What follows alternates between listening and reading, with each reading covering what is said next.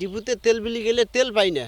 এই যে আমরা জমিতে ধান লাগাইছি, জমির মধ্যে আমাদের পানি সেচ দেওয়া লাগে, যদি আমরা তেল না পাই তাহলে তো সেচ দেওয়া আমাদের বড় দুষ্কর অবস্থা। এই যে আলু তুলতেছি, আলু তুলি নতুন করে আবার ধান লাগাবো, মোটর দিয়ে তো সব জায়গায় আমরা পানি দিতে পারি না। আমাদের তেল যদি আমরা পর্যাপ্ত পরিমাণ না পাই তাহলে তো আমরা অনেক পিছিয়ে পড়বো, আমাদের আবাদ কিস্তিতে অনেকটা আমরা বিড়ম্বনার শিকার হব। তেল আমাদের দরকার, ডিজেল আমাদের লাগবেই, যে কোনো উপায়ে আমাদের ডিজেল লাগবে, ডিজেল ছাড়া আমরা কৃষিকাজ করতে পারবো না।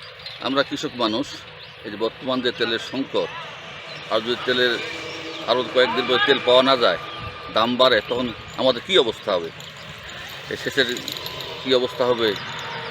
হ্যাঁ, বিভিন্ন প্রকার তেলের সংকট, এই সংকটে আমাদের কৃষকদের কী অবস্থা হবে? পাম্পের মধ্যে গেছি, তেল মনে করো 100 টাকা 200 টাকা তেল দিতে, এরা পাম্পের মধ্যে তেলও দেয় না, কোনো দেয় না। আমরা কৃষক মানুষ, আমরা তেল না হলে আমরা আবাদ কর্ম কি দিই? তাহলে আমরা কৃষি মানুষ, আমরা চলবো কীভাবে? তাহলে আমরা চাষবাস করি, তো আমরা আবাদ করি খাই, তাছাড়া তো আমরা চলতে পারি না।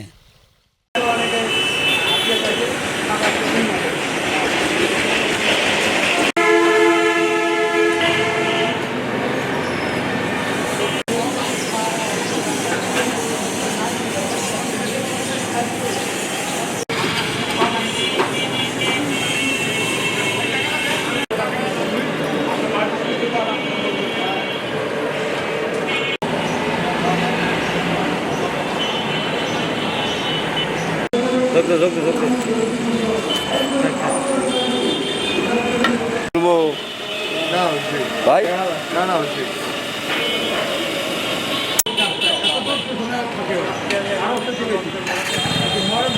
ঠিক আছে।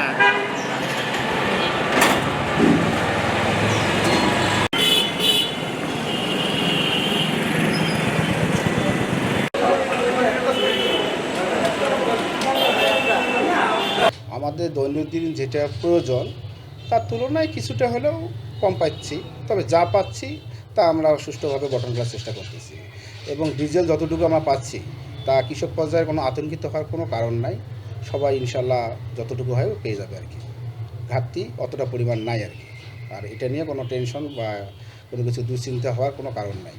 যতটুকু আমরা পাবো গভর্নমেন্টের দেয়া ততটুকুই আমরা কৃষক পর্যায়ে থেকে শুরু করে সবাইকে দেবো। এবং পেট্রোল অকটেন যতটুকু বরাদ্দ আমরা পাচ্ছি অতটুকুই আমরা দেওয়ার চেষ্টা করতেছি।